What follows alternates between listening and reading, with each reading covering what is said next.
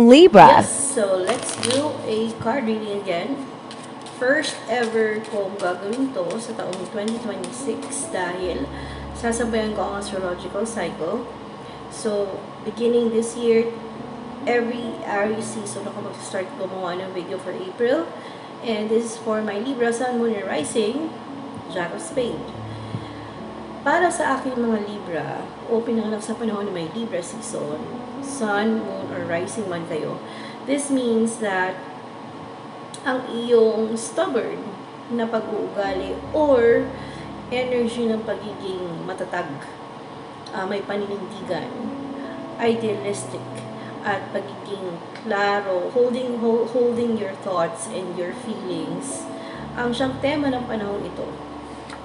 Especially if kailangan mo munang mag-hold, wala ka munang, o hindi mo muna sasabihin yung dapat mong sabihin, lalo na kung related ko sa iyong pamilya, mahal sa buhay. And if you really care about your family, your relationships, your connection, and if it's related to someone na merong magulang or anak, relationship ito ng magulang sa anak or pamilya, magkakamag-anak, magkakapatid, you are aiming for the value, yung worth ng connection, worth ng pakikisama. Some of you will definitely have this theme about inheritance, talking about treasure, resources, money, business investments, anything related to na pwedeng pang legacy or may iwan sa mga anak.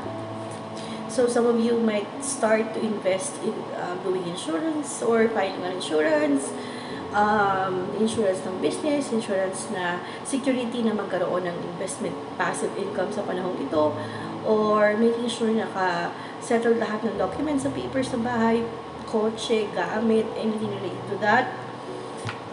Lalo na kung unstable or you can sense na in the future pwede magkaroon ng problema. This can also mean that if you're having a problem, or some of you are having a problem na mahirap ang buhay ngayon, struggling ang buhay ngayon, and then nadadagdagan pa ng mga misinterpretation, miscommunication, misunderstanding. So, you're also preparing yourself for something drastic na mag-change ang buhay mo or yung status mo. If you're looking forward for a big problem to happen, and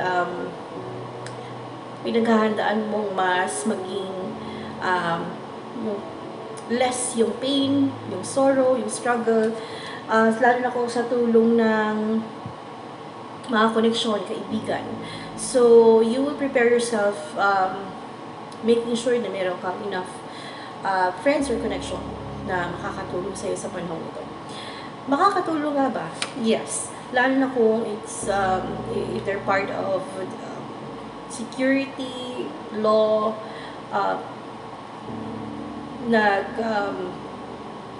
nagpapasinaya, nag-i-implement, nag-settle ng mga legal matters, legal documents, legal papers, anything related to that, law, sundalo, police, anything. Okay? So, you're only going to do this for children, if you have kids, or for the future of if you will have children in the future, mga ganon. Pwede rin magkaroon ng practical decision about this, or talaga lang gusto mong paka-practical. Okay? And i-consider mo pa rin na magpapaka-practical ako pero kailangan magmumukha akong mabuti, or dapat kinoconsider ko pa rin yung humanity, yung pagiging humane. Okay? So, ganon. If you're going to choose being humane, ma-appreciate ba ito ng iba? There are some people who will appreciate it. Baka nga, kung sino pa yung mga hindi mo inaasahan makaka-appreciate ito, sila pa yung, kumbaga hindi mo akalain na na-appreciate pala nila yung effort mo, yung idea mo, kapareho pala kayo ng perspective. And then those people you are expecting na pareho ko ng idea, na pareho kami na kakasundo kami, ay hindi. Pwedeng in the coming months or weeks, ma-realize mo na hindi pala. Okay? And because of that, my oracle card, the snake in reverse, you will no longer allow anyone na maging ahas or mabetray ka. You try your best na hindi akong ahasin o ma-deceive ng kahit na sino. And because of that, this is my tarot card naman for you. Random selected cards. Okay, 5 of Swords.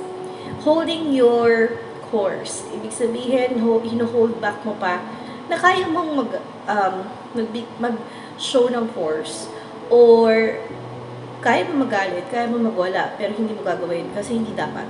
You have to hold it back. Hindi kailangan magpakita ng temper or make sure na hindi mo gagawin to.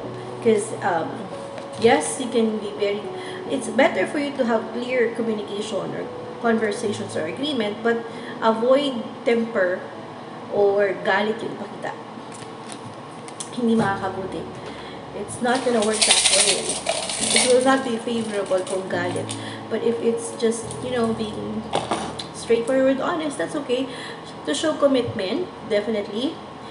Lalo na kung maraming kaagaw, may love triangle, may mga nag-aagawan kayo, may competition. And part of ito ng journey ng mga susunod na buwan at panahon at taon sa iyong buhay. So, good luck!